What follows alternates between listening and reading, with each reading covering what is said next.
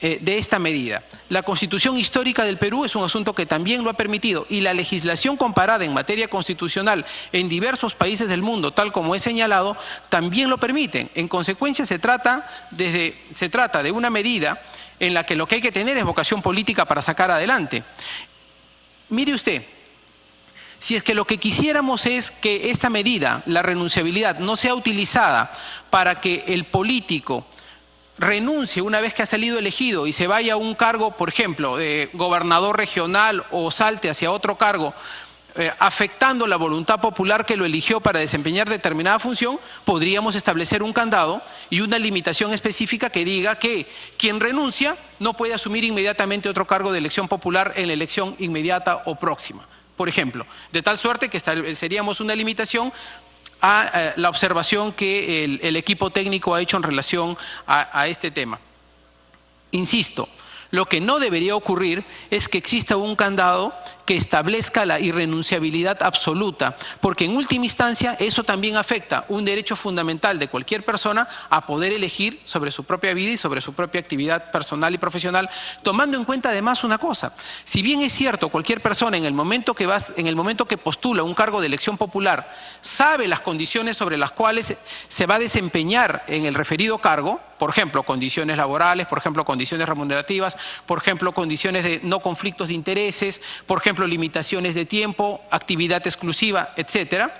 También es cierto que esas condiciones son condiciones que, para utilizar una palabra que usted ha señalado en su informe, son condiciones limitantes del propio ejercicio personal y gravosas en un sentido. Por lo tanto, si las condiciones personales o familiares o de salud incluso de una persona cambian en el transcurso del tiempo, no habría por qué no permitirle el derecho, en última instancia, a poder renunciar. Y en última instancia, y en el otro supuesto, incluso a un ejercicio para tener una suerte de desfogue frente a una eventual crisis política cuando un parlamentario tenga que liberarse de por ejemplo, de una crisis de ataques políticos o circunstancias políticas gravosas para su propio ejercicio parlamentario, y eventualmente la renuncia podría terminar siendo su última salida para no tener que verse encerrado en una circunstancia no deseada. Lo que le quiero decir, presidente y colegas, es que la renunciabilidad al cargo parlamentario es una circunstancia que está aceptada en el derecho constitucional comparado en diversos países del mundo, ha sido tratado y ha sido recogido en la Constitución histórica del Perú, en diversas constituciones de nuestro país, y además en estos momentos es una medida que no es irrazonable, en el sentido de que diversas instituciones, comenzando por el propio Ministerio de Justicia, consideran de que esta es una medida que podría y debería adoptarse en la legislación peruana. En lo que corresponde a la reelección o no reelección parlamentaria, es cierto que ese es un aspecto mucho más debatible. Hay una idea central que fundamenta la no reelección, que es la oxigenación de la clase política y la apertura hacia el espacio de nuevas generaciones, considerando de que el ejercicio político no solamente tiene que ser parlamentario. Quien hace carrera política puede ser parlamentario, puede ser gobernador, puede ser alcalde, puede ser presidente, puede ser consejero regional o municipal, etcétera. En este segundo tema sí reconozco que es un asunto mucho más complicado y probablemente más debatible, en el sentido que es verdad que el ejercicio parlamentario también supone un adiestramiento y un conocimiento, y la experiencia puede suponer un mejor ejercicio de la función parlamentaria. Por eso nosotros no planteamos la no reelección indefinida, sino la reelección hasta en una oportunidad, ¿no? Y esto además, presidenta, entendido en un esquema de reforma mucho más amplio, porque lo que nosotros proponíamos en diversos proyectos que hemos planteado es que esto vaya acompañado con una reforma sobre bicameralidad. En consecuencia, un parlamentario podría tener perfectamente 2 ejercicios parlamentarios en una Cámara y otros 2 ejercicios parlamentarios en otra Cámara. Eso supone 20 años de representación política y parlamentaria. En fin, este segundo aspecto reconozco que puede tener diversos aspectos debatibles. Sin embargo, en materia de la renunciabilidad, me parece que es un asunto que perfectamente podría ser adoptado y no tendría por qué ser archivado. Gracias, presidenta. Gracias, congresista Violeta. El congresista de Belaunde. Gracias, Presidenta. Sí, para centrarme en el tema de la no reelección, además con argumentos que usé hace 5 años en un artículo, con lo cual nadie puede decir que estoy tratando de cuidar mi puesto, si no son los mismos argumentos de siempre, creo que se plantea solucionar algo que no es un problema. El Congreso peruano tiene una de las tasas de reelección de congresistas más bajas de la región y del mundo. Creo que además, si vemos los congresistas que suelen estar involucrados en algún tipo de escándalo o problema, no son los de más experiencia, si vemos quienes terminan sancionados en ética, suelen ser congresistas de un primer periodo. Con lo cual, esta idea de un Congreso tomado, con serios problemas, que no permite la renovación, no se condice con lo que la realidad nos está mostrando. Y sí estaríamos perdiendo la posibilidad de experiencia que en otros congresos es fundamental. Joseph Biden, antes de ser vicepresidente de Obama, estuvo 50 años representando a Delaware en el Senado norteamericano. Y es una experiencia que sirve, que aporta y que finalmente será la libertad de los ciudadanos los que decía a quién premia o a quién castiga con una reelección. Y es más, genera el incentivo para que el congresista que está interesado en hacer una carrera parlamentaria no pierda el contacto con sus votantes. Tal vez lo que sí podría ser interesante de discutir, que es una propuesta que hace Transparencia, es la prohibición de reelección por una región distinta a la que te eligió originalmente. Es una alternativa, si es que queremos ver el tema de mantener la conexión de los ciudadanos con sus congresistas, pero como digo, no es un problema. Entonces, plantear una restricción de derechos en base a algo que en realidad no es un problema, creo que hay temas a priorizarse en la reforma política. Gracias, Presidente. Gracias, congresista de Belaúnde. Habiendo concurrido el rol de oradores, vamos a proceder a hacer una votación nominal. Congresista Glave, ¿no? El dictamen que hemos discutido hace un momento, el archivo de la propuesta.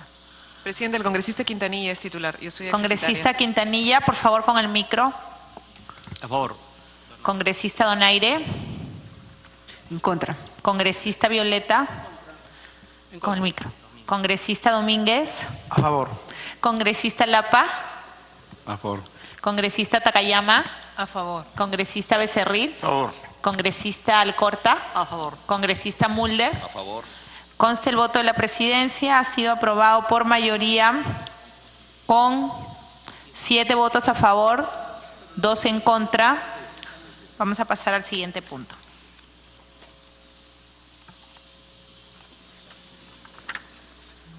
¿Dónde está mi cosa? Es este, ¿no?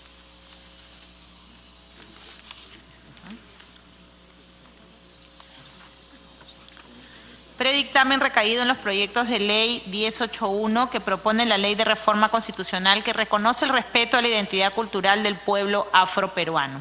Ponemos a su consideración el predictamen elaborado por la Comisión de Constitución y Reglamento sobre el proyecto 1081 presentado por el congresista César Segura del Grupo Parlamentario Fuerza Popular. Dicho proyecto de ley busca reconocer a nivel constitucional la identidad cultural del pueblo afroperuano mediante la incorporación del artículo 89A y la modificación de la denominación del capítulo 6 del título 3 de la Constitución Política del Perú. Sobre esto es necesario señalar que la población afroperuana actualmente representa el 3.1 de la población peruana y que a su llegada a nuestro país data de la época de la conquista. Al respecto, la discriminación que esta población ha sufrido a lo largo de nuestra historia es una realidad innegable sobre la cual se ha escrito de manera extensa. Sin embargo, sin ninguna intención de desconocer esta oscura fase de nuestra historia, consideramos adecuado más bien resaltar los aportes invaluables que ésta ha tenido en el desarrollo histórico, social y cultural del Perú. Aportes tanto del pueblo afroperuano en su conjunto como de múltiples afroperuanos destacados de distintos aspectos de nuestra sociedad que continúan hasta el día de hoy dotándola de su característico componente pluricultural de integración. La búsqueda de dicho reconocimiento se da al amparo del derecho a la identidad, el cual no se limita, por ejemplo, al derecho al nombre, sino que tiene a su vez una serie de aspectos subjetivos que incluyen el derecho a la identidad cultural. En atención a esto, la presente comisión recomienda que el reconocimiento que busca otorgar dicho proyecto de ley no sea a través de un nuevo artículo, el 89A, sino dentro del inciso 19 del artículo 2 de la Constitución Política del Perú. Ubicación más idónea respecto de la finalidad del artículo, título y capítulo en cual se encuentra. Asimismo, la Comisión acoge la recomendación del Ministerio de Cultura de incorporar en dicha modificación el reconocimiento a los pueblos indígenas, ya que si bien actualmente la legislación nacional reconoce de manera expresa la existencia de pueblos indígenas y el derecho que estos poseen de aplicar una jurisdicción diferenciada, este reconocimiento se extiende únicamente al ámbito jurisdiccional en materia constitucional y no de manera global al reconocimiento de la identidad cultural y étnica de los mismos. Por lo expuesto, señores congresistas, la Comisión de Constitución y Reglamento recomienda la aprobación del proyecto de ley con el texto sustitutorio que ustedes tienen a la mano. Congresista Glave. Sí, Presidenta. Quisiéramos saber cuál es la razón por la cual se ha desagregado el proyecto 2235/2017-CR de la congresista Tania Pariona.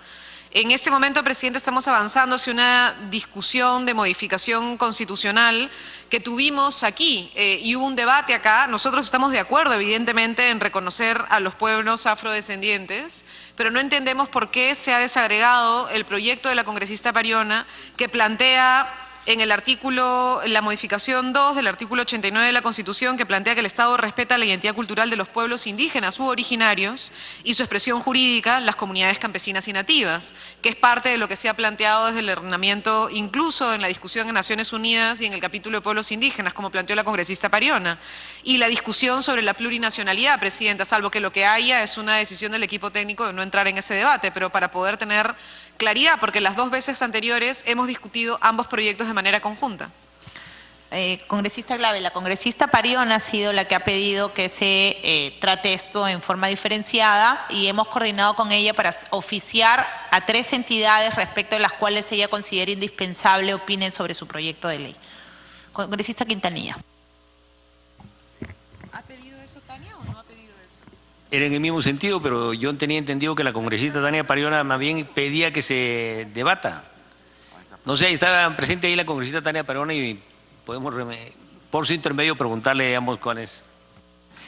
Si ustedes recuerdan, en las ocasiones anteriores quedamos en que los asesores de la congresista Pariona coordinarían con los asesores de la comisión. La congresista Pariona designó un asesor y en coordinación con el asesor es que se han hecho los 3 oficios que supongo la congresista Pariona tiene conocimiento. Congresista Pariona, le damos la bienvenida, al igual que al congresista Guillermo Martorell. Sí, buenos días con todos y todas. Presidenta, al respecto del proyecto de ley que presentamos nosotros, 2235, en efecto ha habido una reunión de los asesores, no ha habido un acuerdo al respecto, primero porque hay concepciones distintas de las que se tiene en relación a nuestra propuesta sobre la plurinacionalidad. Cuando se explicó en la sesión anterior, se había contemplado en términos de pluriculturalidad. Pluriculturalidad es totalmente distinto a plurinacionalidad y la concepción de nuestro proyecto de ley plantea la plurinacionalidad. No ha habido el pedido de desacumulación, por lo menos no tengo conocimiento de eso, el asesor tampoco me ha detallado al respecto. Lo que creemos, Presidenta, es que siendo una propuesta de ley que además plantea lo mismo que el congresista Segura en términos de incorporar a pueblos indígenas y afrodescendientes en uno de los artículos y el nuestro, además la modificación del artículo 43 de la Constitución para incluir plurinacionalidad. Nosotros creemos que debería haber un dictamen único, consensuado, en términos de que las propuestas sean valoradas de igual manera, porque creemos que así amerita. Si vamos a hacer una reforma constitucional para incorporar a los pueblos afroperuanos, pues amerita hacerlo también con los pueblos indígenas. Y el otro debate en relación al Estado plurinacional, a mí me parece que su equipo asesor necesita revisar un poco más. Ha habido opinión del Ministerio de Cultura en términos de que sería una buena señal de avance si se reconociera en ese nivel a los pueblos indígenas, pero que deja al Parlamento poder evaluar, revisarlo. Pero en todo caso, veamos la salida, Presidenta, porque a mí me parece que no sería correcto dejar colgado nuestra propuesta cuando plantea una propuesta en el mismo sentido, más la otra en donde sí a lo mejor no hay consenso, ¿no?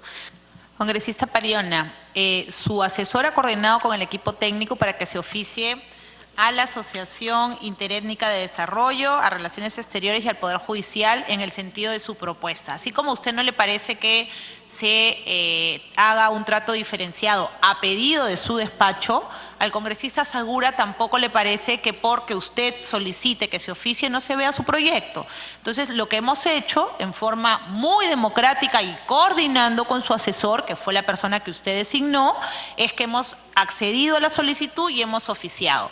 Tampoco puedo detener el trámite de los proyectos y este proyecto está listo para dictaminar. Hemos recogido la recomendación del Ministerio de Cultura a efectos de que en el párrafo se incluya: toda persona tiene derecho a su identidad étnica y cultural. El Estado reconoce y protege la pluralidad étnica y cultural de la nación, así como de la población afroperuana y de los pueblos indígenas u originarios que le integren. Este último párrafo justamente coordinado con el Ministerio de Cultura.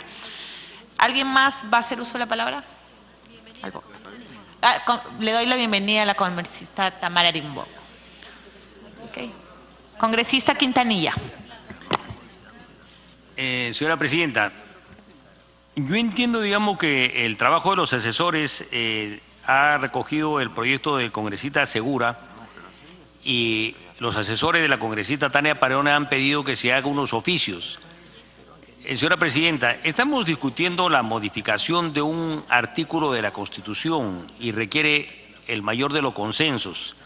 Entonces, sin estar en contra de la tramitación del proyecto de congresista Segura, yo creo que lo más adecuado es esperar unos días a la respuesta y un debate conjunto, porque si no vamos a hacer lo siguiente: vamos a aprobar una modificación propuesta por el congresista Segura y probablemente de aquí a unos días vamos a aprobar otra modificación constitucional y ciertamente eso no es lo más conveniente.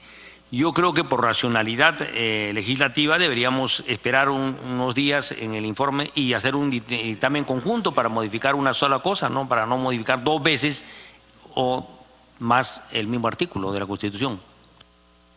Congresista Glave. Sí, Presidenta, es que precisamente como ha dicho el congresista Quintanilla, estamos en un debate constitucional.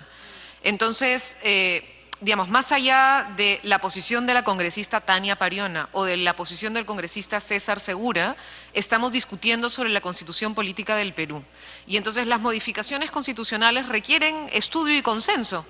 Y eso supone precisamente, Presidenta, ver cuáles son los niveles de maduración que tenemos en la sociedad para reflejar un cambio en el texto constitucional que nos ayude a avanzar de la manera tal en la cual pueblos indígenas, pueblos afrodescendientes puedan sentir que el texto constitucional los recoge y representa también, Presidenta. Eso precisamente es el punto. Entonces, evidentemente, dentro de su equipo técnico hay aparentemente mayor consenso sobre el tema de los pueblos afrodescendientes, pero hay una discrepancia sobre el tema de pueblos indígenas y pueblos originarios. Entonces, Presidenta, lo que se está pidiendo es que se haga un debate conjunto, es decir, si se ha pedido adicionalmente otros comentarios al proyecto de la congresista Pariona, pues lo correcto sería tener todo junto para entrar en un debate global, digamos, porque sí sería un error modificar 2 o 3 veces un mismo texto constitucional, porque eso sí en realidad terminaría incluso generando un caos, ¿no? Es decir, el Congreso de la República aprueba en un mes una modificación del artículo 89 y al mes siguiente otra modificación del artículo 89, eso quiere decir que no hubo un debate lo suficientemente largo sobre el artículo 89. Entonces, Tal vez, Presidenta, se podría esperar eso, o plantear la discusión en dos sentidos, recogerlo del artículo 89 y entrar en una discusión del artículo 43 después, pero lo importante sería que ambos proyectos pudieran ser recogidos y ver cómo abordamos de manera integral este debate, para que no sea el de uno o el de otro, sino la integralidad del texto y cómo es que eso es lo que finalmente está reflejando debates, avances y preocupaciones que tienen sectores importantes de la población, Presidenta.